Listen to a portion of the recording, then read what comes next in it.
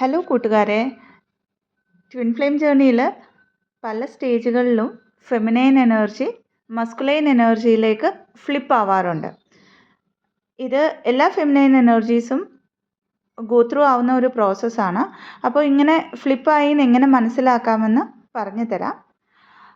ആദ്യത്തെ സ്റ്റേജ്, അതായത് നമ്മൾ ഈ ജേർണീനെ അക്സെപ്റ്റ് ചെയ്തിട്ട് ഇന്നർ വർക്ക് ചെയ്തുകൊണ്ട് മുമ്പോട്ട് പോകുമ്പോൾ ഈ സമയത്ത് നമ്മളൊരു ഫിസിക്കൽ റിലാമിൽ ഒരു സെപ്പറേഷൻ ഫേസിലായിരിക്കും.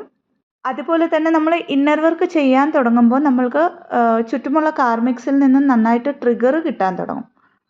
ഈ സമയത്ത് ഫെമിനൈൻ എനർജി ടോട്ടലി ഒരു ഡിസ്ട്രാക്ഷൻ്റെ എനർജിയിലേക്ക് വരും. അതായത് ഈ ജേർണിയാണെന്ന് മനസ്സിലാക്കി അത്രയും പെയിൻഫുള്ളായിട്ടുള്ള ഒരു പ്രോസസ്സിലൂടെ കടന്നു പോകുന്നു.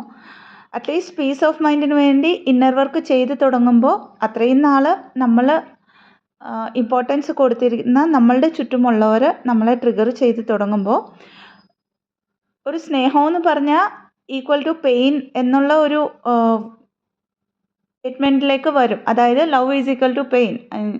ഞാൻ ഇവർക്കൊക്കെ സ്നേഹം കൊടുത്തത് കൊണ്ടാണ് എനിക്ക് ഈ ഒരു പെയിൻ വരുന്നത്. അത് നമ്മളുടെ ചുറ്റുമുള്ള സോൾസിനാവാം, നമ്മളുടെ ഡിവൈൻ മസ്കുലൈൻ ആവാം.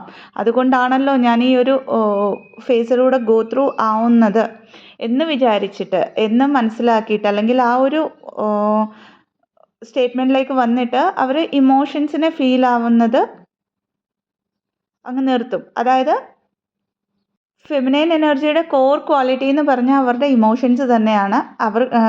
ഈ ജേർണി നമ്മളെ പഠിപ്പിക്കുന്നത് ഈ ഇമോഷൻസിനെ നമ്മൾ എങ്ങനെ ബാലൻസ് ചെയ്യുന്നു എന്നുള്ളതാണ്. എന്നാൽ ഇവിടെ നമ്മൾ ആ ഒരു ഇമോഷൻസിൽ നിന്നും തിരിച്ചോടുകയാണ് ചെയ്യുന്നത്. Extremely dark night of the സോളിലേക്ക് നമ്മൾ വരികയും ചെയ്യും ഇവിടെ. കാരണം നമ്മളുടെ ആ ഒരു കോർ ആയിട്ടുള്ള ഇമോഷൻസിനെ നമുക്ക് ഫീൽ ആവാൻ ഇഷ്ടമില്ല, നമുക്കതിനുള്ള എനർജി ഇല്ല, ലൈഫ് മടുത്തു എന്നുള്ള ഒരു സ്റ്റേജിലേക്ക് വരും ഈ ഒരു ഫേസിൽ. ശരിക്കും പറഞ്ഞാൽ ഒരു റണ്ണറിൻ്റെ എനർജിയിലേക്ക്, ഇമോഷൻസിനെ ഫീൽ ആവാതെ ഡിസ്ട്രാക്റ്റ് ചെയ്തുകൊണ്ട് നമ്മൾ റൺ ചെയ്യുകയായിരിക്കും. നമ്മളിൽ നിന്നും തന്നെ റൺ ചെയ്യുകയാണ് ഈ ഒരു സ്റ്റേജിൽ നമ്മൾ ചെയ്യുന്നത്.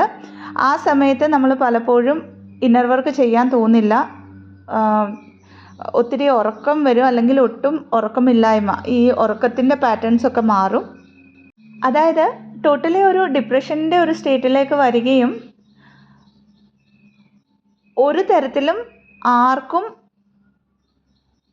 ഇമോഷണലി അവൈലബിൾ ആവാതെ, സ്വയവും ഇമോഷണലി ഒരു അവൈലബിലിറ്റി ഇല്ലാതെ അത്രയും ഒരു ഇമോഷൻസിനെ ഷട്ട് ചെയ്തിട്ട് എക്സ്ട്രീംലി ഐസൊലേഷൻ പീരീഡിലേക്ക് പോവുകയും ചെയ്യും. ഇതേ സമയം ഇവരുടെ കൗണ്ടർ പാർട്ട്, അതായത് മസ്കുലൈൻ എനർജിയിലുള്ള കൗണ്ടർ പാർട്ട് ഡിസ്ട്രോട്ടഡ് ഫെമിനൈൻ എനർജിയിലേക്ക് വരികയും ഈ ഇൻസെക്യൂരിറ്റീസും പെയിനും അറിഞ്ഞോ അറിയാതെയോ ഫീൽ ആവുകയും ചെയ്യും. എന്നാൽ ഇവിടെ ഓൾറെഡി ഫെമിനൈൻ എനർജി തൻ്റെ കോറിൽ നിന്നും വിട്ടു നിൽക്കുകയാണ്, അല്ലേ? ഇമോഷൻസ് ഫീൽ ആവുന്നില്ലാത്തത് കൊണ്ട് അവരുടെ കൗണ്ടർ പാർട്ടിന് ആ ഒരു ഫീലിംഗ്, ആ ഒരു ഇമോഷൻസിൻ്റെ ഫീലിംഗ് വരാതെ, എന്നാൽ അവർ ചേസ് ചെയ്യാൻ ട്രൈ ചെയ്യുകയും ചെയ്യും. അപ്പോൾ ഇവിടെ എന്താണ് ചെയ്യേണ്ടതെന്ന് പറഞ്ഞാൽ, ആദ്യം നമ്മൾ നമ്മളുടെ ഹയർ സെൽഫുമായിട്ടാണ് ഇവിടെ കണക്റ്റ് ആവേണ്ടത്. ഹയർ സെൽഫുമായിട്ട് എങ്ങനെയാണ് കണക്റ്റ് ആവുന്നതെന്ന് പറഞ്ഞാൽ, നമ്മൾക്ക് വേണ്ടി ടൈം കൊടുക്കുക, ഇമോഷൻസിനെ ഫീൽ ആവുക. അത് പെയിൻ ആയിക്കോട്ടെ, കരച്ചിലായിക്കോട്ടെ, ചിരിക്കുകയായിക്കോട്ടെ, എന്തും ആയിക്കോട്ടെ, ആ ഇമോഷൻസിനെ ഫീലായിട്ട് അതിനെ റിലീസ് ചെയ്യുക.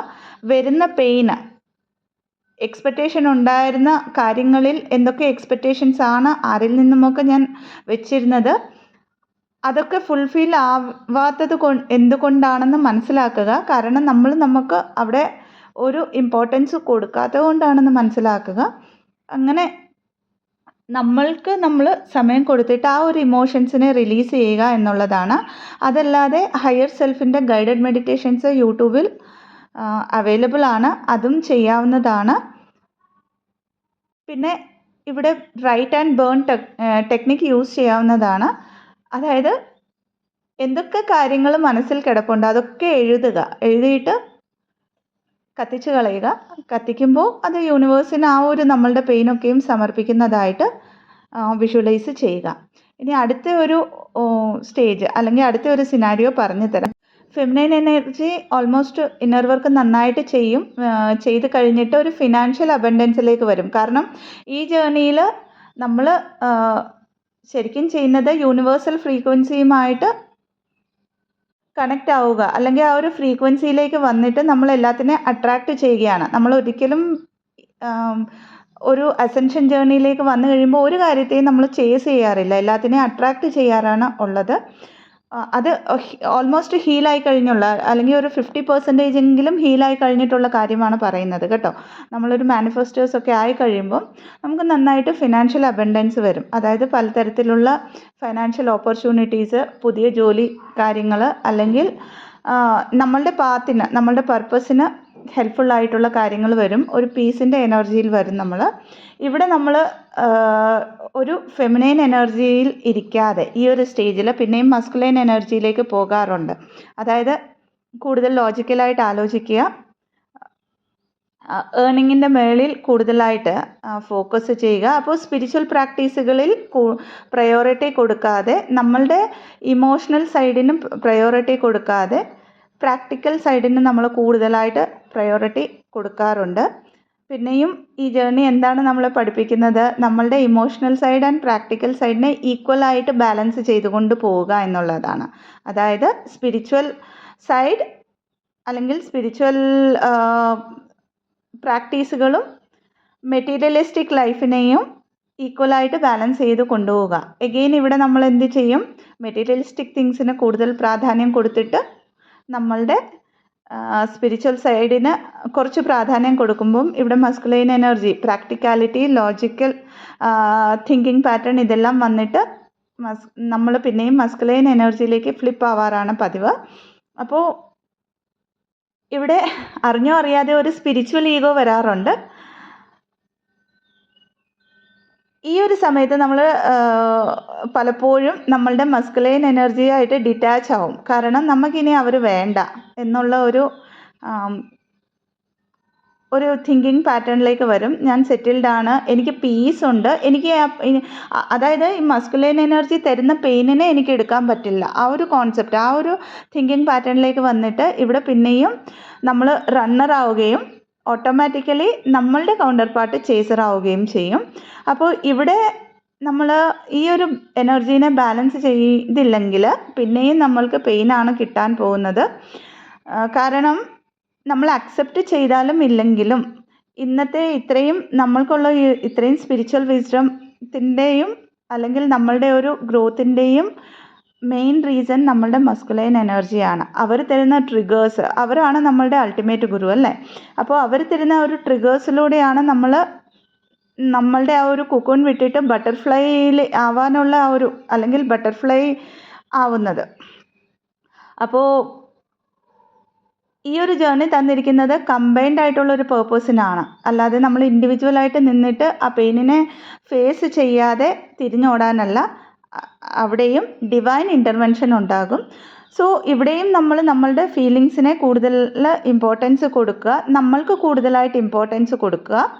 അതല്ലാതെ എല്ലായ്പ്പോഴും ഒരു മദർലി നേച്ചറിൽ ഇരിക്കാനായിട്ട് ട്രൈ ചെയ്യുക. കാരണം ഇമോഷൻസ് ഫീൽ ആവുന്നതിൻ്റെ കൂടെ ഫെമിനൈൻ എനർജീൻ്റെ ഏറ്റവും വലിയ ക്വാളിറ്റീസിൽ ഒന്നാണ് അവർക്ക് ഉള്ള ആ ഒരു മദർലി നേച്ചർ. ഇനി മൂന്നാമത്തെ ഒരു കാര്യം പറഞ്ഞുതരാം. ഫെമിനൈൻ എനർജി നന്നായിട്ട് ഹീലായി കഴിഞ്ഞിരിക്കും ഇവിടെ. അതായത് 80-90% അവരവരുടെ സോൾ പർപ്പസ് ഒക്കെ ചെയ്യാൻ തുടങ്ങിക്കഴിഞ്ഞിരിക്കും. ആൾക്കാരെ ഗൈഡ് ചെയ്യുന്നതാവാം, അവരുടെ ആ ഒരു ലൈഫ് പർപ്പസിലേക്ക് ഫുള്ളി കണ്ടൻറ്റഡ് ആയിട്ട് നിൽക്കാൻ പറ്റുന്നുണ്ടായിരിക്കാം. എൻറ്റയർലി ഒരു ബ്ലിസ്ഫുൾ എനർജിയിലായിരിക്കും. ആ ഒരു സോളിറ്റ്യൂഡ്, അതായത് ഒറ്റയ്ക്ക് ജീവിക്കാൻ ഇനിയും പേടിയൊന്നും ഇല്ല എന്നുള്ള ഒരു ഫേസിലേക്ക് വരും. ഈ സ്റ്റേജിലേക്ക് വരുമ്പോഴും ഫെമിനൈൻ എനർജിക്ക് ഒരു മസ്കുലാനിറ്റി, അതായത് ഇനി എനിക്ക് ആരും ആവശ്യമില്ല, എനിക്ക് ഞാൻ മതി, ഇത് ഒരു സെൽഫ് വർത്തിൻ്റെ ഒരു കാര്യമല്ല, ബിയോണ്ട് ദാറ്റ്. കാരണം ഇതൊരു കമ്പൈൻഡ് പർപ്പസ് ആണ്. നമ്മൾ പിന്നെയും നമ്മളെ മാത്രം ചൂസ് ചെയ്യുമ്പോൾ അവിടെ പിന്നെയും നമ്മൾ അറിഞ്ഞോ അറിയാതെയോ ബ്ലോക്ക് ക്രിയേറ്റ് ചെയ്യുകയാണ് ചെയ്യുന്നത്. ഇങ്ങനെ ചൂസ് ചെയ്തിട്ട് നമ്മളുടെ മസ്കുലൈൻ എനർജി ഹീലായിട്ട് വരുമ്പോഴും അക്സെപ്റ്റ് ചെയ്യാറില്ല. ഇവിടെയും ഫെമിനൈൻ എനർജീൻ്റെ പേടി എന്താണ്? എനിക്ക് പിന്നെയും പെയിൻ വരുമോ എന്നുള്ളതാണ് മസ്കുലൈൻ എനർജി എൻ്റെ ലൈഫിൽ വന്നാൽ. സോ അതിൻ്റെ അർത്ഥം ആ ഒരു ബ്ലോക്ക് ഇനിയും ഫെമിനൈൻ എനർജി ഹീൽ ചെയ്തിട്ടില്ല എന്നുള്ളതാണ്. ഇങ്ങനെയുള്ള സിനാരിയോയിലും മനസ്സിലാക്കുക, ഇതൊരു കമ്പൈൻഡ് പർപ്പസ് ആണ്. എല്ലാവരും പറയും 5D യൂണിയൻ വരെയേ ഉള്ളൂ എന്ന്. പക്ഷേ ഒരു കമ്പൈൻഡ് ആയിട്ട് സോൾ പർപ്പസ് ഉള്ളപ്പോൾ തീർച്ചയായിട്ടും മസ്കുലൈൻ എനർജിക്കും അവരുടെ ആ ഒരു പാത്തിൽ, അതായത് ആ ഒരു അസെൻഷൻ ജേർണിയിലൂടെ ഗോ ത്രൂ ആയിട്ട് ഒരു ഡിസ്ട്രോട്ടഡ് എനർജിയിൽ നിന്നും ഡിവൈൻ എനർജിയിലേക്ക് കൺവേർട്ടായിട്ട് തിരിച്ചു വന്നേ പറ്റുള്ളൂ. എന്നാൽ ഇതിന് എത്ര സമയം എടുക്കും എന്നുള്ളത് നമ്മളുടെ കാർമിക് എഗ്രിമെൻസിൻ്റെ അനുസരിച്ചും നമ്മൾ എത്രത്തോളം ഹീലായി എന്നുള്ളതിൻ്റെയും അടിസ്ഥാനത്തിലാണ്. അപ്പോൾ ഇവിടെ ഈ ജേർണിയിൽ വേണ്ടത് ക്ഷമയാണ്, ഒരു ട്രസ്റ്റാണ്, ഡിവൈനിലുള്ള ട്രസ്റ്റാണ്. കാരണം ഈ 3 സ്റ്റേജുകളിലും നമ്മൾ അറിഞ്ഞോ അറിയാതെയോ നമ്മൾ സെൽഫ് ലവിൽ നിന്നും വിട്ടുപോകുന്നു. ഡിവൈനിൽ ട്രസ്റ്റ് ചെയ്യാതെ, നമ്മൾ വിശ്വസിക്കുന്ന ആ ദൈവത്തിൽ ട്രസ്റ്റ് ചെയ്യാതെ നമ്മളുടെ മൈൻഡ് പറയുന്ന കാര്യങ്ങൾ കേട്ടിട്ടാണ് നമ്മൾ ആ ഒരു മസ്കുലൈൻ എനർജിയിലേക്ക് ഫ്ലിപ്പ് ആവുന്നത്. എന്നാൽ ഇങ്ങനെ ഫ്ലിപ്പായി കഴിഞ്ഞിട്ട് എപ്പോഴാണോ ഈ 2 എനർജീസിനെയും പിന്നെയും നമ്മൾ ബാലൻസ് ചെയ്യുന്നത്, അപ്പോൾ അവിടെ ശരിക്കും നമ്മൾ ഈ എനർജീൻ്റെ ബാലൻസിങ് പഠിക്കുകയാണ് ചെയ്യുന്നത്. സോ തന്നിരിക്കുന്ന ഇൻഫർമേഷൻ ഹെൽപ്ഫുൾ ആണെങ്കിൽ ചാനലിനെ ലൈക്ക് ചെയ്യാവുന്നതാണ്, ഷെയർ ചെയ്യാവുന്നതാണ് ആൻഡ് സബ്സ്ക്രൈബ് ചെയ്യാവുന്നതാണ്. ഇതല്ലാതെ കൗൺസിലിംഗ് സെഷൻസിനായിട്ട്, ഹീലിംഗ് സെഷൻസിനായിട്ട്, റേക്കി ഹീലിംഗ് സെഷൻസിന്, റേക്കി അറ്റ്യൂട്ട്മെൻറ്റിന്, ആകാശിക് റെക്കോർഡ് റീഡിങ്സിന്, പാസ്റ്റ് ലൈഫ് റിഗ്രഷൻ തെറാപ്പിക്കായിട്ട് ഡിസ്ക്രിപ്ഷൻ ബോക്സിൽ കൊടുത്തിരിക്കുന്ന വാട്സപ്പ് നമ്പറിലേക്ക് ബന്ധപ്പെടാവുന്നതാണ്. Thank you so much. Stay blessed.